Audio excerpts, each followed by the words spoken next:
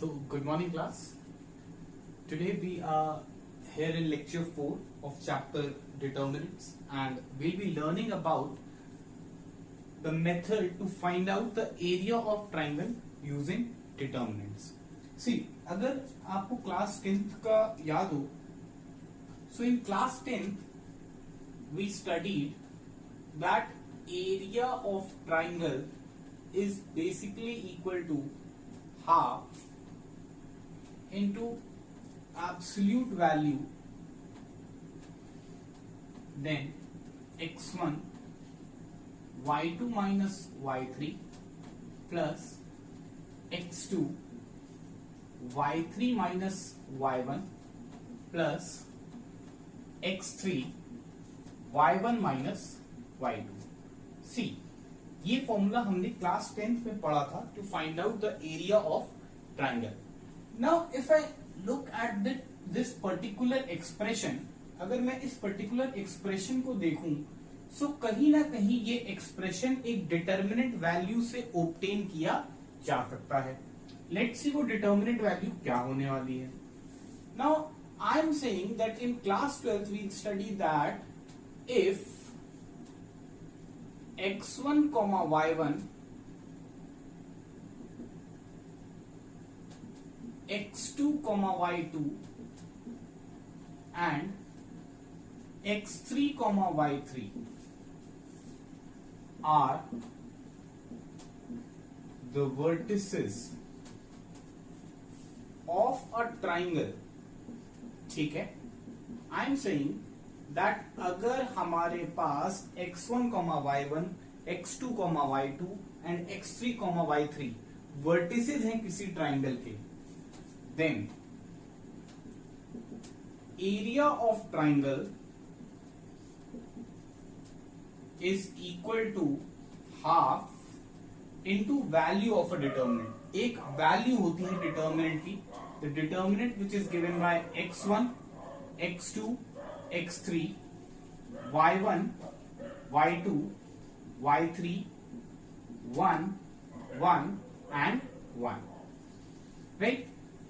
अब अगर मैं इस वैल्यू को एक्सपैंड करूं, if I expand this particular value, then मैं वेरीफाई कर सकता हूं कि मुझे यही फॉर्मूला मिलेगा. For making it simpler, let me show you. I am going to expand this determinant along row C1. So expanding along C1. First of all, I'll have x1 और इसके आगे साइन की अगर हम बात करें तो ये क्योंकि फर्स्ट एलिमेंट है, बेसिकली फर्स्ट रो और फर्स्ट कॉलम का एलिमेंट है, सो इसके लिए -1 रेज टू द पावर 1 + 1 होगा, तो इसका साइन पॉजिटिव रहेगा. देन हाइड किया हमने x1 को, फर्स्ट रो फर्स्ट कॉलम को हाइड किया, सो y2, y3, 1 एंड 1 मिला. देन हम बात करते हैं x2 की.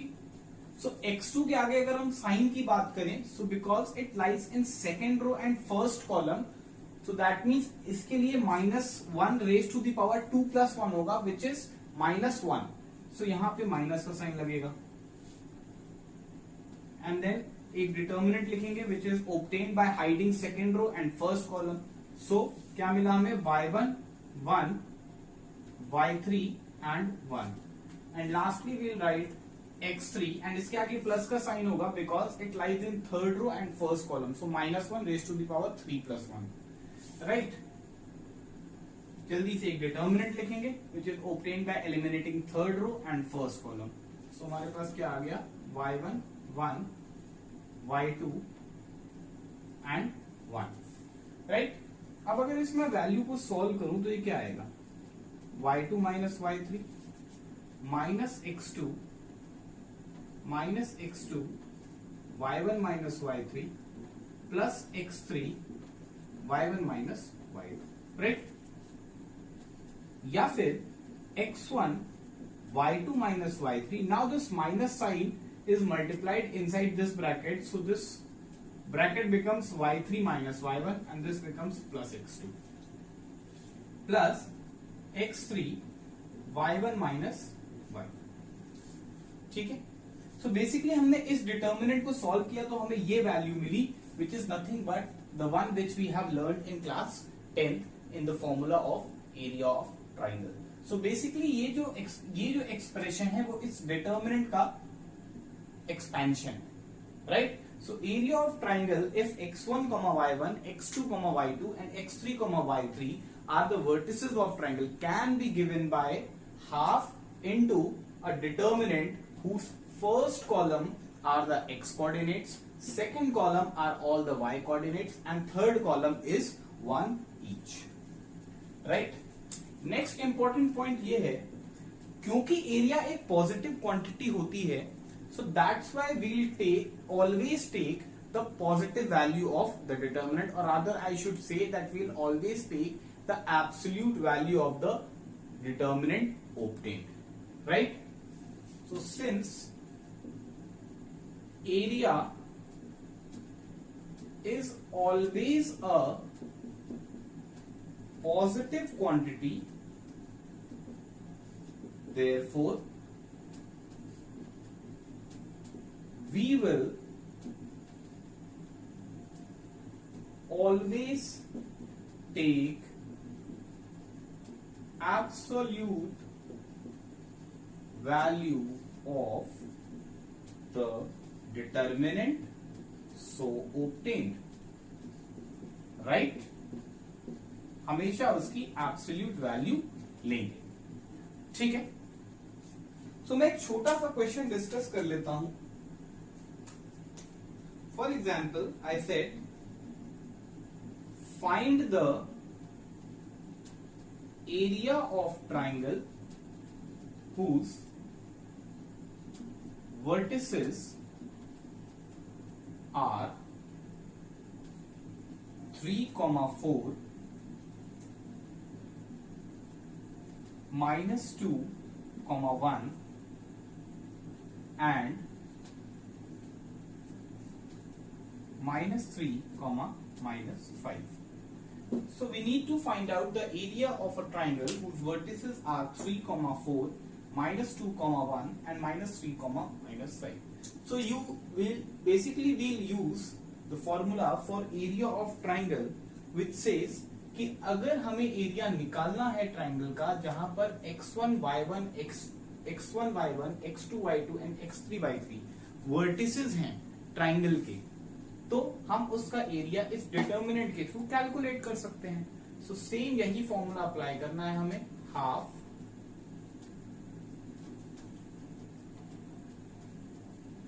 देन सबसे पहले कॉलम में सारे x कोऑर्डिनेट्स ही लिखने हैं, तो that means 3, -2, 1, sorry 3, -2 and -3, 3, -2 and -3.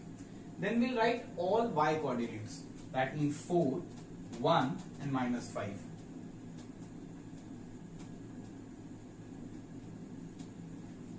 Lastly, we'll write all the elements of column 3 equal to 1. So now we can expand it along any particular row or any particular column to get the required value of area. So I'm going to expand this along R1, expanding along R1, right? So area will be equal to half, and since I have told you that हम इसकी absolute value लेते हैं, क्यों? क्योंकि area जो है वो हमेशा पॉजिटिव क्वांटिटी होता है, area is always a positive quantity, therefore we take absolute value of the determinant, so that's why I have used the sign of mod. Then row 1 के अलोंग एक्सपैंड करेंगे तो 3, then hiding first row and first column will get 1, 1, -5 and 1, then this is second element 4 and इसके आगे minus का sign use होगा, क्यों use होगा? Because it lies in first row and second column, therefore -1 raised to the power 1 plus 2, which is -1 raised to the power 1 plus -1 raised to the power 3, which is -1. That's why minus sign. Then determinant hiding first row and second column we get -2, 1, -3 and 1, and lastly हमने 1 लिखा and 1 lies in first row and third column, therefore first row and third column are hidden. -2, 1, -3 and -5, right? Now let's solve this. Half 3 into 1 into 1, 1. -5 into 1 becomes -5, and since we need to subtract them, then minus of -5 will become +5. -4. -2 into 1 becomes -2. -3 into 1 becomes -3, and since we have to subtract, therefore minus of -3. See, minus of -3. This will give you +3. So हम directly लिख ले रहे हैं इसको. +1. -2 into -5 becomes 10. -3 into 1 becomes -3, and then again minus करना है तो वो 10 + 3 हो जाएगा. That's all. Solve करने वाले हम लोग अब. 1 + 5 6. 6 into 3 becomes 18. -2 + 3 becomes 1, and 1 into -4 becomes -4. 10 + 3 13. 13 into 1 becomes 13. So 18 minus 4. 18 minus 4 is 14. 14 plus 13 is 27. So half into 27, which means 13.5 square units. Right? ठीक है? So this is how we find out the area of triangle. Another important point to notice is that अगर कभी भी ऐसा हो जाए कि area of triangle 0 आ जाए सॉल्व करने पे, इस तरह से आपने सॉल्व किया and you get the area of triangle equal to 0, in that case we say that the given points are collinear. In that case we say that the given points are collinear. In other words I can say if x1 y1, x2 y2 and x3 y3 are 3 collinear points. Collinear कहने से मतलब है कि ऐसे point जो एक straight line में लाई करते हैं, ऐसे पॉइंट जो एक स्ट्रेट लाइन में लाई करते हैं. तो ऐसा कभी भी हो जाए कि वो 3 कोलिनियर पॉइंट हैं, तो हमेशा याद रखेंगे कि उसका एरिया ऑफ ट्राइंगल सॉल्व करने पर 0 आएगा. तभी उन पॉइंट्स को हम कोलिनियर कहते हैं, वरना उन पॉइंट्स को कोलिनियर नहीं कहते हैं. Else we say that these points are non collinear points, and तभी वो ट्राइंगल बना पाते हैं और तभी आप उसका एरिया भी निकाल पाते हो. ठीक है? So this is another important point, that if x1, y1, x2, y2 and x3, y3, if x1, y1,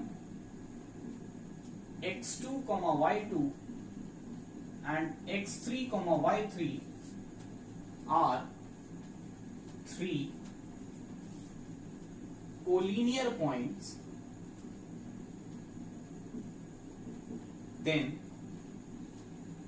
area of triangle formed by them will be 0. Now इसका एप्लीकेशन जो है वो दो तरह के क्वेश्चन में इस कंसेप्ट का एप्लीकेशन मिलेगा. So I am going to discuss both those question. So हमारे पास ये क्वेश्चन है that we need to find out the value of k if -1, 4, -3, 8 and -k + 1, 3k are collinear points, right? तो since पहला concept तो हमें clear है, तो मैंने अभी आपको एक पॉइंट बताया कि if the points are collinear, then area of triangle formed by them will be 0. So we can simply write, since the given points are collinear, the given points are collinear, therefore area of triangle formed by these points will be 0. Simple. अभी हमने सीखा था कि whenever we need to find out the area, what we do is in first column we'll write all the x coordinates. So x coordinates क्या है? -1, -3 and -k+1. -1, -3 and -k+1. In second column we'll write all the y coordinates. तो y coordinates क्या है? 4, 8 और 3k. 4, 8 and 3k. And third column में हम सिर्फ 1 लिखते हैं. This will be equal to what? This will be equal to 0. Now we just need to solve this determinant to get the value of k. Right? Solve कर लेते हैं expanding along first row. See, -1 and absolute value लेनी है जैसा कि हम जानते हैं. So, यहाँ इस केस में कोई फर्क नहीं पड़ेगा क्योंकि हमारे पास राइट हैंड साइड पे 0 है. We'll discuss it. -1 first row first column hide किया हमने 8, 1, 3k and 1. Then plus minus of this, so it becomes -4. First row, second column, -3, 1, minus k plus 1, minus k plus 1 and 1. Lastly we have plus 1, then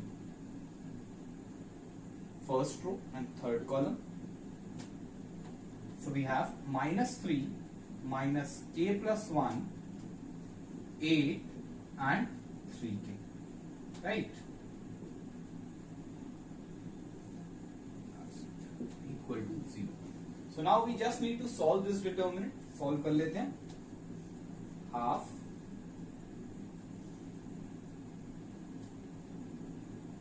taking its absolute value -1. 8 into 1 becomes 8. 3k into 1 becomes 3k, and we need to subtract them. 8 minus 3k, -4. -3 into 1 becomes -3. Now इसके ऊपर थोड़ा सा ध्यान से देखते हैं. -3 into 1 तो -3 है. देन हमें सब्ट्रैक्शन करना होता है इन दोनों के प्रोडक्ट से. तो इन दोनों का प्रोडक्ट कर लेते हैं, उसको ब्रैकेट में लिखते हैं. So 1 into -k will be -k and 1 into 1 will be 1. Right? And plus 1 again. -3 into 3k becomes -9k. फिर से वही है क्योंकि हमें सब्ट्रैक्ट करना, सब्ट्रैक्ट कर लिया. 8 मल्टीप्लाई होगा, उसको ब्रैकेट में लिख लेते हैं इन दोनों का product. -8k and -8. Right? Is equal to 0. Solve करना रह जाता है. So half into absolute value. Now -1 into 8, -8 -1 into -3k plus 3k. So this becomes -1 plus 3k. फिर -4 into -3 becomes +12, and -4 into minus of something, minus into minus will become +4, and +4 multiplied by -k plus 1. So we'll have +4 into -k will become -4k, and +4 into 1 will give us +4. Again 1 से कोई दिक्कत ही नहीं है multiply करने की. 1 into -9k will give us -9k, and 1 into minus of something will give minus of something. So minus of -8k will become +8k, and minus of -8 will become +8. This particular expression is going to be equal to 0. So that means half. Now 3k minus 4k becomes -k. -k minus 9k becomes -10k. -10k plus 8k becomes -2k. Here -8 plus 12 will give us 4. 4 plus 4 becomes 8. 8 plus 8 becomes 16 is equal to 0. अब मेरी बात सुनिए. अभी यहाँ पे तो कोई फर्क नहीं पड़ेगा, बट जनरली कॉमन मिस्टेक होती है that if we have this kind of expression, हम मॉड्यूलस वैल्यू को इग्नोर कर देते हैं और यहाँ पे -2k plus 16 equal to 0 direct लिखते हैं. बट ऐसा होता नहीं है क्योंकि मॉड वैल्यू जब भी खुलती है तो राइट हैंड साइड पे +- 0 हो जाता है ड्यू टू मॉड्यूलस प्रॉपर्टी, क्योंकि आपको पता है मॉड फंक्शन को डिफाइन करने के दो तरीके होते हैं. It can be defined as mod of x can be defined as plus x as well as minus x. Plus x वो तब डिफाइन होता है जब एक्स की वैल्यू ग्रेटर देन या इक्वल टू 0 होती है, और माइनस एक्स वो तब डिफाइन होता है जब x is less than 0. That's why हम कहते हैं जब भी हम मॉड फंक्शन खोलेंगे तो उसकी value positive of that number या फिर नेगेटिव ऑफ दैट नंबर भी हो सकती है due to this particular reason. Right, class 11th में हमने पढ़ा भी है इसके बारे में फंक्शंस में. खैर, anyways we can solve that. यहाँ पे फर्क नहीं पड़ेगा प्लस माइनस 0 का, क्योंकि यहाँ पे राइट हैंड साइड पे 0 है, बट अगर 4 होता तो डेफिनेटली फर्क पड़ता. राइट, सो हाफ 2 उधर भेज दिया तो मल्टीप्लाई होकर 0 हो गया. -2k + 16 equal to 0, which means -2k equal to -16. Minus minus cancel out हो जाएगा एंड k की वैल्यू हमें 8 मिल जाएगी. So the required value of k will be 8. Right, is that clear? Let us take one more question. और उस question में हम एक काम करते हैं कि पॉइंट्स को कोलिनियर नहीं लेते हैं, उसमें हम एरिया ऑफ ट्राइंगल मान लेते हैं कि हमें कुछ दिया हुआ है. तो मैं कहता हूं find the value of k if the area of triangle form. Question है find the value of k if the area of triangle formed by. So our next question is find the value of k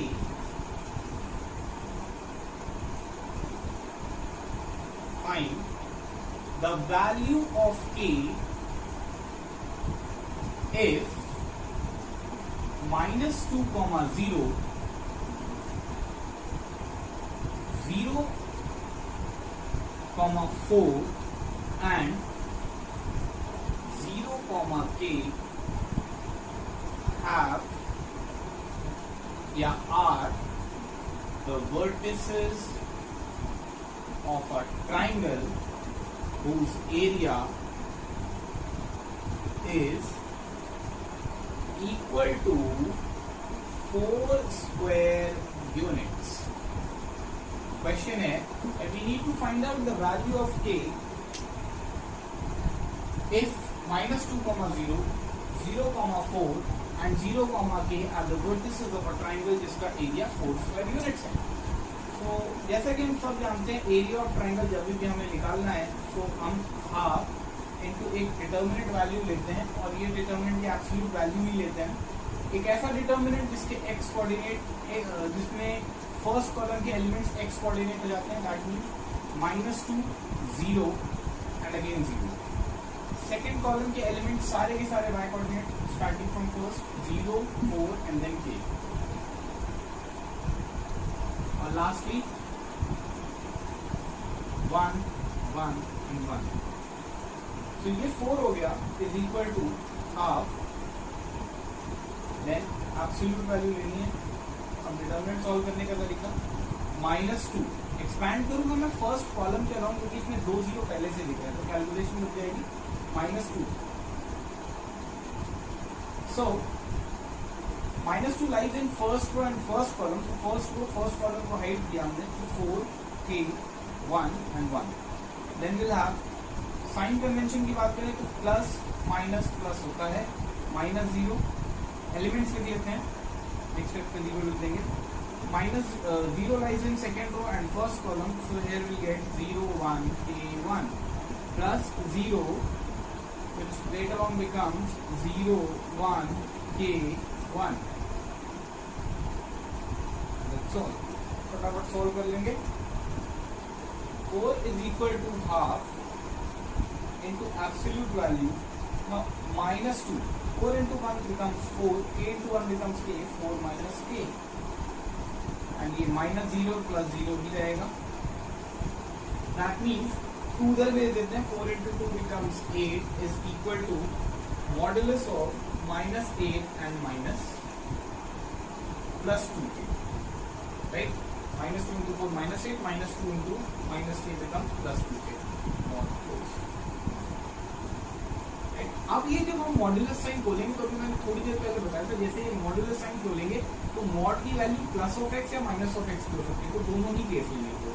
तो ये 2k -8 mod हटाया तो यहां से मैंने +-8 लिख दिया. राइट, सो यहाँ से आ गया 2k माइनस 8 की वैल्यू केस 1 में 8 ले लेते हैं और 2k माइनस 8 की वैल्यू केस 2 में माइनस 8 ले लेते हैं। इसको सॉल्व करेंगे तो 2k की वैल्यू 16 या फिर k की वैल्यू 3, और इसको अगर सॉल्व करेंगे तो 2k की वैल्यू 0 हो जाएगी बिकॉज माइनस 8 कैंसिल हो जाएगा, या फिर k की value 0। There could be two values of k, namely 8 और 0, right. So moving on with next question, इस क्वेश्चन का एक एप्लीकेशन और है which is used to find the equation of a line passing through any two given points। किन्हीं भी दो point से पास करने वाली लाइन की इक्वेशन भी आप एरिया ऑफ ट्राइंगल के कंसेप्ट से निकाल सकते हैं, ठीक है। Next question is based on finding the equation of a line passing through any two given points। So the question is, let's say, find the equation of a line which passes through 2, 1 and minus 3, 2। ठीक, very easy concept। First of all, let's have a look at its graphical interpretation। If I consider a Cartesian plane, so मेरे पास 2, 1 will lie in the first quadrant। यहाँ कहीं हो सकता है 2, 1 लगभग यहाँ पे 2, 1 की पोजीशन है। और माइनस 3, 2 की बात करूँ तो माइनस 3 नेगेटिव एक्स एक्सिस पे और 2 पॉजिटिव पे हो सकती है, तो माइनस 3, 2 यहाँ पे लाई कर सकता है। इन दोनों से पास करने वाली लाइन ये रही, ठीक है। अब कभी भी आपको इक्वेशन जब निकालनी होती है किसी भी लाइन की, तो उसके ऊपर एक जनरल पॉइंट हमें चाहिए होता है। So let us take a general point x, y on this line. तो जब हमने जनरल पॉइंट ले लिया तो हमने देखा कि ये 3 पॉइंट्स जो हैं ये कोलिनियर पॉइंट्स हैं, मतलब सेम स्ट्रेट लाइन पे लाई करना है। तो मैंने कह दिया late p x, y be a general point on the line joining 2, 1 and minus 3, 2, right? So this implies कि minus 3, 2 then x, y and last में minus 3, 2 are what? Are collinear points। क्या ये collinear points नहीं हो जाते हैं? Are collinear points। और अगर collinear points हैं तो इनका एरिया 0 होगा। Area of triangle formed by these points will be 0। Therefore, area of triangle formed by them will be 0। So that means half। Then x coordinate निकालते हैं तो -3x and -3। तो रिपीट कर दिया मैंने, सॉरी, 2, 1 -3x and 2। फिर y coordinate लिखेंगे तो 2y and again we'll have 1, 2y and 1, y coordinate 2y and 1, lastly 1, 1, 1। ये वैल्यू 0 होगी। सॉल्व करना हमें से आता है। पहले तो ये 2 उधर भी देते हैं तो 2 into 0 तो 0 हो जाएगा। ये आइडिया, इसको सॉल्व कर लेते हैं, एक्सपैंड कर लेते हैं। अब हम फर्स्ट को तो -3 -2 +1 एलिमेंट्स लिखते हैं। -3 first row first column y 1, 1, 1। Then 2 की बात करते हैं, first row second column y x, 2, 1, 1। इसकी बात करते हैं, first row third column y x, 2, y। बस इसको सॉल्व करना रह गया। So -3 y into 1 becomes y, 1 into 1 becomes 1, y minus 1। Then we will have -2, x into 1 becomes x, 2 into 1 becomes 2, so we will have x minus 2। then +1, x into 1 becomes x, 2 into y becomes 2y, and then we subtract them. जल्दी से इस expression को solve करेंगे, answer मिलेगा -3y + 3 -2x + 4 plus x minus 2y is equal to 0. Now, minus 2x plus x will become minus x. Minus 3y minus 2y will become minus 5y. 3 plus 4 becomes 7. So this is the equation, or we can say x plus 5y minus 7 equal to 0 is the required equation. ठीक है? तो इस तरह के ही question आपको मिलेंगे इसमें. So this was all about finding the area of triangle using determinant values, right? So now we move to our next topic. So next topic is minors and cofactors. See, minor किसी भी element का निकाला जा सकता है in a determinant. Minor of an element in an determinant is basically the value of a determinant obtained by deleting its ith row and jth column. मतलब जिस भी पर्टिकुलर डिटरमिनेंट में पर्टिकुलर एलिमेंट का आपको माइनर निकालना होता है, वो जिस पर्टिकुलर रो और जिस पर्टिकुलर कॉलम में वो एलिमेंट लाई कर रहा है, आप उस पर्टिकुलर रो और उस पर्टिकुलर कॉलम को हटा दीजिए. बचे हुए एलिमेंट से जो डिटरमिनेंट बनेगा, that will give you the value of that determinant, will give you the minor of that element. So minor of that element is nothing but the value of a determinant obtained by deleting its ith row and jth column.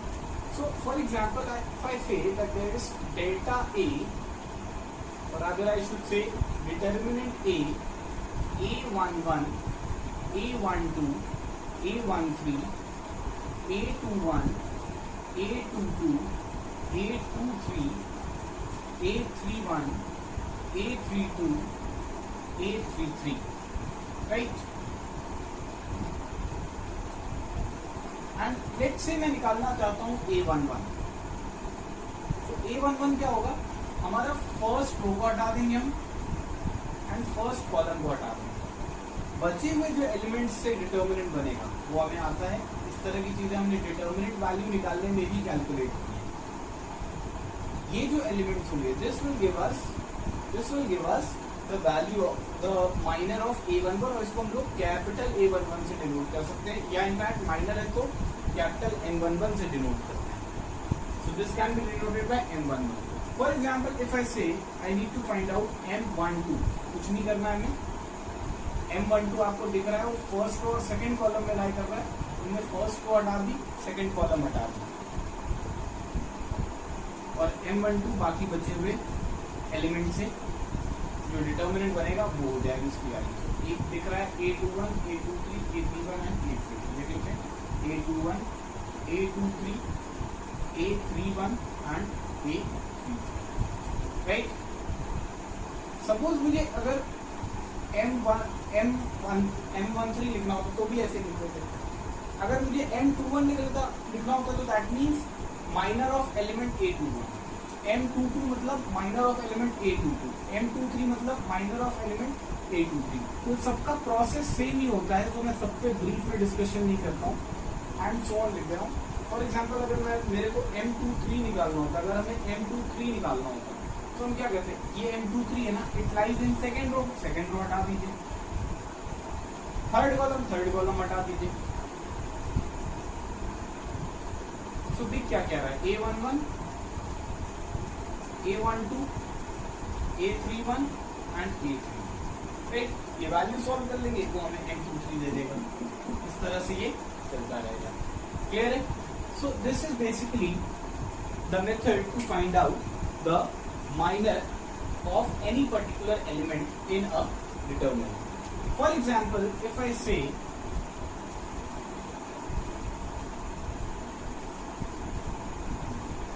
कि हमारे पास एक determinant है, let's say determinant A is equal to 1, 2, 3, 5, 7, -8, 4, 3, 6. ठीक है, और हमें basically इस डिटरमिनेंट के हर एक एलिमेंट के लिए माइनर निकालना है. तो हम इसी मेथड को फॉलो करेंगे जो अभी हमने सीखा.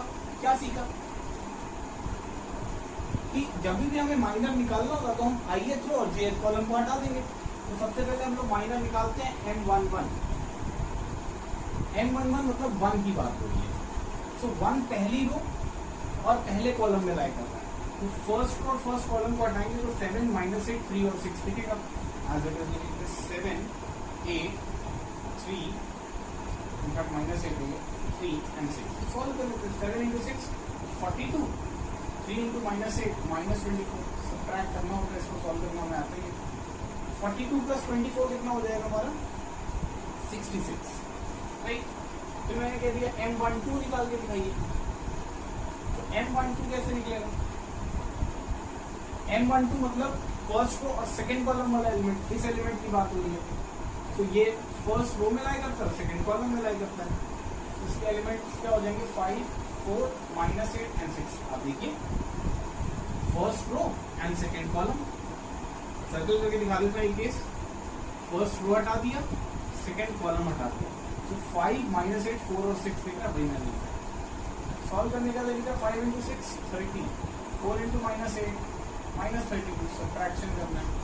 30 -+ 30 + 32 बिकम 62 राइट है।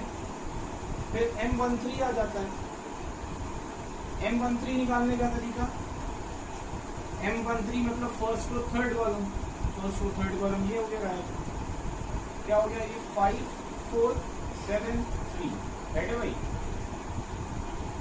5 into 3 15 हो गया। 4 into 7 28 15 - 28 दैट मींस -13 राइट। फिर M21 निकल जाएगा। M21 मतलब सेकेंड रो फर्स्ट कॉलम की बात कर रहे हैं। M21 मतलब सेकेंड रो और फर्स्ट कॉलम की बात कर रहे हैं। तो सेकेंड रो हटा देते हैं, बाकी आप चाहें तो अपनी नोटबुक में निकाल सकते हैं। फर्स्ट कॉलम हटा देते हैं। 2 3 3 and 6 तो 2 into 3 becomes 6, 3 into 3 becomes 9, 6 - 9 becomes -3। M22 की बात कर लेते हैं। M2 means second row and second column. This is your second column. So दिख रहे हैं extreme 1 3 4 and 6। 1 3 4 and 6। 1 into 6 becomes 6, 4 into 3 becomes 12, 6 - 1 becomes -6। ठीक है। Then we'll have M23। तो अगर हम M23 की बात करें, M23 सिंपली मीन्स हम सेकेंड रो थर्ड कॉलम की बात करें। तो अब कौन सा एलिमेंट दिखे हमें 1 2 4 and 3 दिख गए। तो 1 into 3 becomes 3 -6 again we have minus. ठीक है। तो लास्टली M23 के बाद हमारे पास आ जाएगा M31 which will be given by eliminating third row and first column। अब मुझे ये चीज करने की जरूरत नहीं, मैं डायरेक्ट लिख रहा हूँ। Third row and first column will give 2 3 7 and -8। 2 into -8 is -16 -21 which is nothing but -37। M32 third row second column 1 3 5 and -8। 1 into -8 -8, 5 into 3 15, -8 -15 -23। Then M33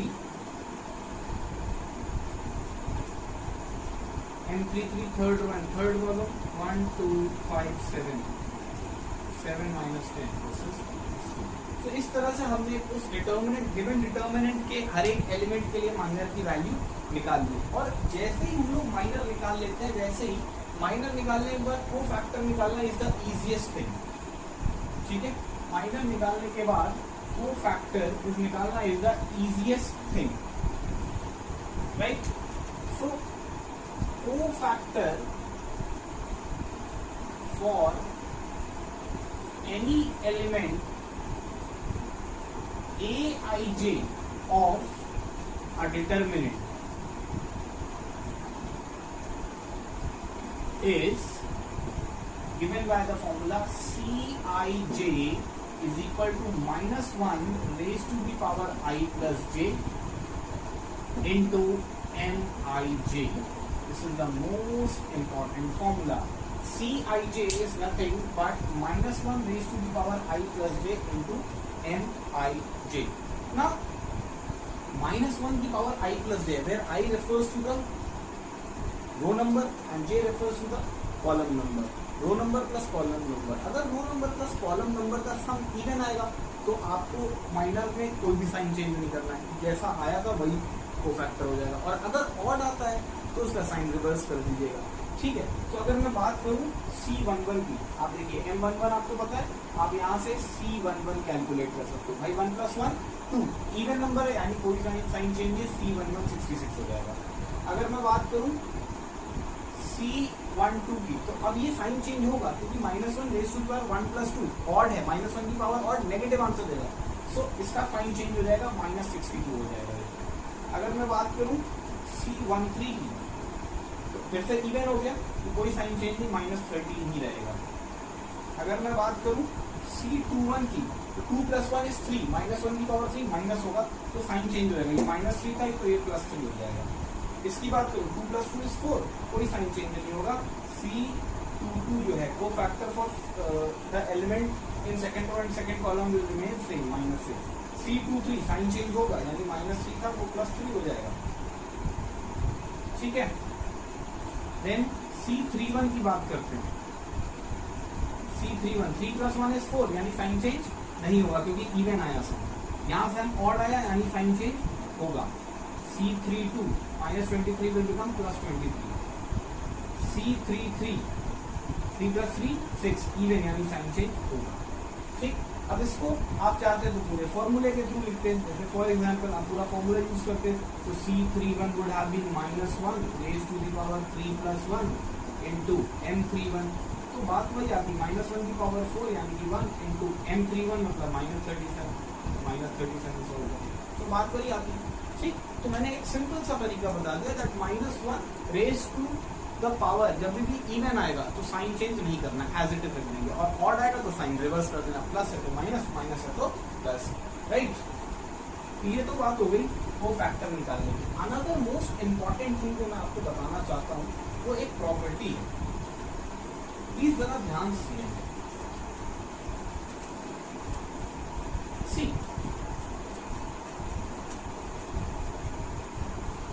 अगर हम ठीक से देखें, सपोज मेरे पास डेल्टा है A11, A12, A13, A21, A22, A23, A31, A32 and A33, ठीक है।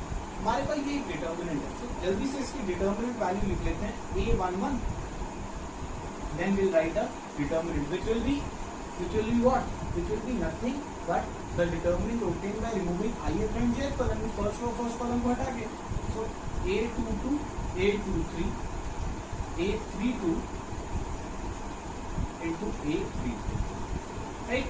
फिर -A12 होता था, फिर से एक डिटर्मिनेंट हम लोग लिखते थे, क्या होता था, फर्स्ट रो सेकंड कॉलम को हटा के, तो A21, A31, A23 and A33 plus A13 again becomes first row और थर्ड कॉलम को आया A21, A22, A31, A33, ठीक है, क्लियर है। Now delta becomes what? Please ध्यान से मेरी बात सुनिए। इस A11 को तो ऐसे लिखे रहने देते हैं। अगर हम ठीक से बात करें तो इसको मैं ऐसे भी तो लिख सकता हूँ, -1 रेज़ टू द पावर 1 + 1, कोई फर्क तो नहीं पड़ेगा, सोच लीजिए।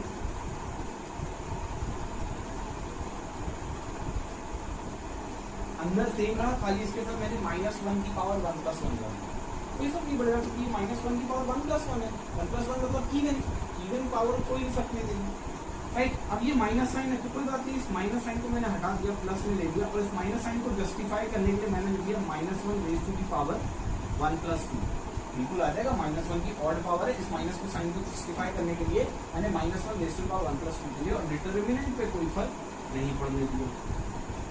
A21, A23, A31, A33, right. Plus this can be written as again A13 हमने बाहर कर लिया और -1 की पावर 1 + 3 एंड अगेन ये determinant A21, A22, A31, A32. Now what I want to explain is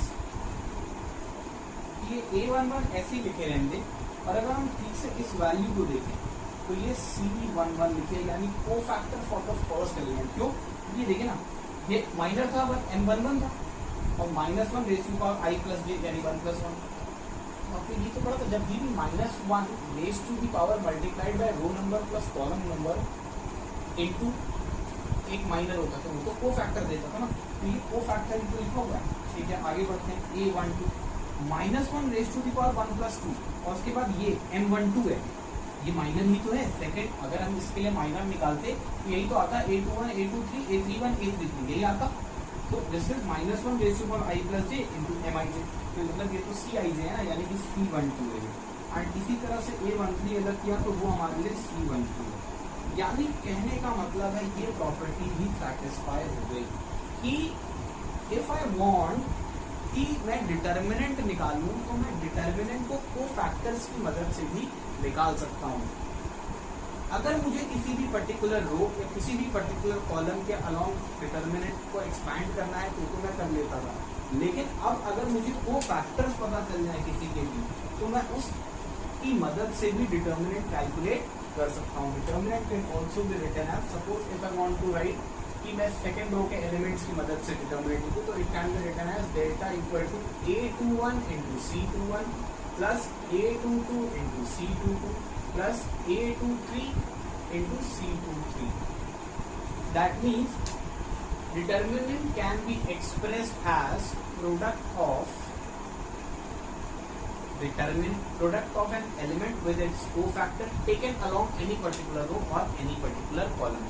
किसी भी पर्टिकुलर रो के एलिमेंट्स को उसके करस्पॉन्डिंग कोफैक्टर से मल्टीप्लाई करके अगर सबको ऐड कर दिया जाए तो वो वैल्यू भी हमें डिटर्मिनेंट दे देगी। फटाफट इस पे बेस्ड एक एग्जांपल कर लेते हैं और देखते हैं कि क्या ये बात सच है या नहीं, एंड हमारा टॉपिक खत्म हो जाएगा आज का। तो we discuss one example. For example, delta is equal to 1 3 1 2 5 1 2 1 1 2 1 3 कर लेते हैं, राइट। तो फटाफट इसका डिटर्मिनेंट वैल्यू निकाल लूंगा मैं। एक्सपैंड कर लेते हैं फर्स्ट रो के अलाउंग, चेक करने के लिए क्या मैं तरीके से करूंगा वो सही है कि नहीं। तो 1 के अलाउंग एक्सपैंड करते हैं। This is 1 first column 5 1 1 3, then -3 first row second column 2 1 2 3, then +1 will be 2 5 2 1। So solving we get 15 minus 1 minus 2, 2 into 3 becomes 6 minus 2 plus 1 2 minus 10, that means 14, 6 minus 2 is 4, minus 3 into 4 is minus 12 plus 1 into -8, so it becomes again -8. So -12 -8 becomes -20, -20 plus 14 becomes -6। तो value तो आ गई है -6। अब check करते हैं कि क्या वो फैक्टर्स के थ्रू निकाल सकते हैं। तो लेट्स से कि हम इसके अलोंग बात कर लेते हैं। तो this element is nothing but C31, this element is nothing but C32, this element is nothing but C33। सबसे पहले C31 निकालना पड़ेगा, which will be -1 raised to the power 3 plus 1 into M31, and M31 कैसे मिलेगा? Third row और first column को eliminate करने के एलिमेंट 3 5 1 5 1, राइट। तो ये तो इवन पावर है, कोई दिक्कत नहीं। 3 into 1 becomes 3 minus 5, 3 minus 5 is -2 आ गया। C32 निकाला हमने, तो ये हो गया -1 raised to the power 3 plus 2, odd power है यानी कि इसका साइन आएगा, इसको चेंज करना होगा। वो फैक्टर माइनर लिखते हैं, M32 लिखते हैं। M32 कैसे मिलेगा? थर्ड रो और सेकंड कॉलम को गायब करके 1 1 2 1, that is 1 into 1 becomes 1, 1 minus 2, and ये -1 होगा, -1 की power 5, this will be -1 into -1 which is +1। Last is C33, -1 raise to the power 3 + 3 even power है, कोई फर्क नहीं पड़ने वाला, खाली determinant number. Second row third column, C33 means third row third column, 1 3 2 5, तो 5 into 1 5, 3 into 2 -6, 5 - 6 becomes -1, 3 even, तो ये आ गया। सो डेल्टा क्या हो जाएगा, delta will be equal to, अगर इसको फैक्टर्स के इसके करस्पॉन्डिंग एलिमेंट से मल्टीप्लाई कर दें तो ये हो जाएगा A31 into C31 plus A32 into C32 plus A33 into C33।